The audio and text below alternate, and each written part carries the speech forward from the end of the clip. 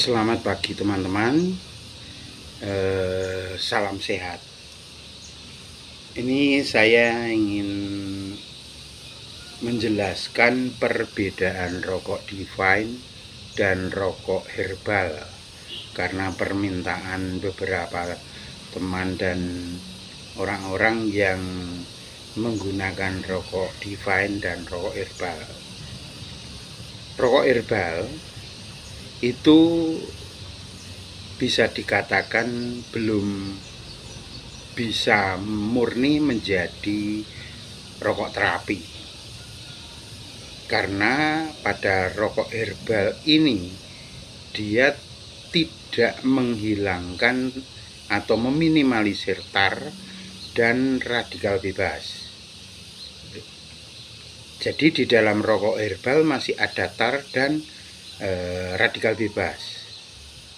Tar itu adalah hasil pembakaran dari sebuah senyawa kimia buatan atau sintetis, atau pembakaran dari senyawa-senyawa karbon di dalam material tembakau dan sausnya. Sedangkan rokok Divine itu dia karena di dalam sausnya itu ada asam amino, yang dimana asam aminonya itu harus difermentasi dulu dengan matahari, sehingga pada saat dia digunakan itu molekulnya berbentuk heksagonal. Nah, keistimewaannya apa? Asam amino dan material heksagonal itu.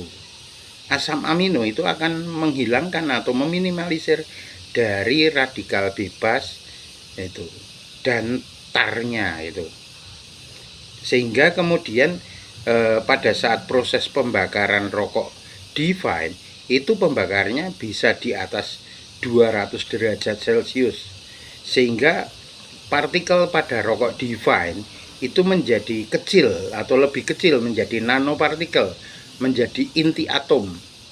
Dan di dalam rokok Divine itu yang diutamakan justru partikel di dalam nikotinnya itu. Jadi di dalam sekitar 1600 partikel nikotin itu ada yang dinamakan partikel merkuro. Nah, merkuro atau merkuri atau raksa itu kalau dalam bentuk cair atau dalam bentuk partikel dia berbahaya, sangat berbahaya.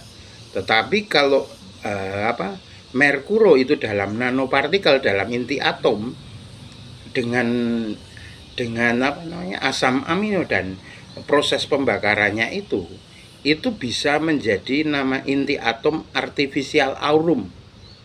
Jadi inti atom dari turunan emas, sehingga artificial aurum itu yang berfungsi untuk menyembuhkan kanker atau cancer itu.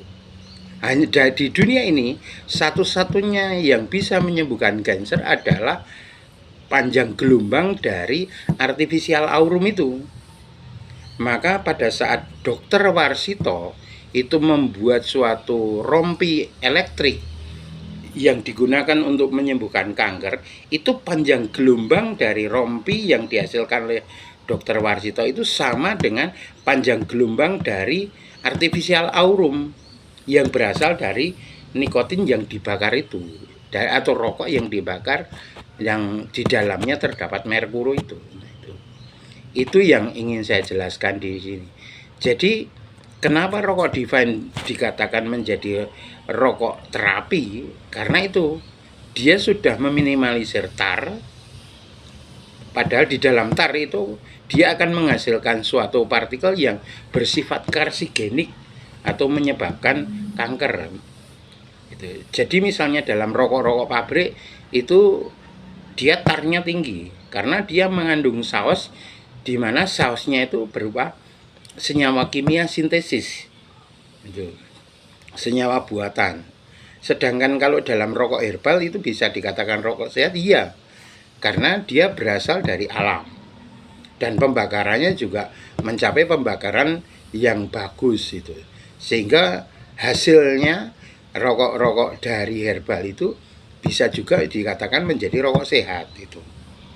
Nah, kemudian saya ingin mengatakan kepada kalian bahwa dari zaman bahula atau nenek moyang kita itu, walaupun dia perokok berat, dia ya nggak kena penyakit-penyakit degeneratif atau penyakit-penyakit yang berbahaya.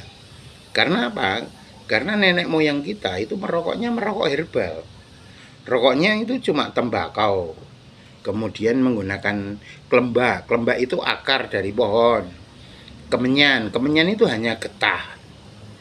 Kemudian cengkeh, cengkeh itu buah. Jadi kenapa nenek moyang kita itu walaupun perokok tapi ya sehat-sehat saja? Karena di mana dia merokoknya herbal. Coba Anda kalau sempat membuka buku di mana diketemukan pertama kali rokok kretek di daerah Jawa Tengah atau di Kudus itu, kalian nanti akan menemukan bahwa seseorang itu sakit dan sembuh itu karena merokok. Jadi rokok itu jangan digebiahu ya, setiap rokok itu tidak sehat. Tergantung rokoknya dulu. Kalau rokok herbal ya bagus untuk kesehatan. Cuma yang membedakan kalau rokok Divine itu benar-benar bisa digunakan untuk terapi. Itu yang ingin saya jelaskan pada kesempatan ini. Matur nuwun.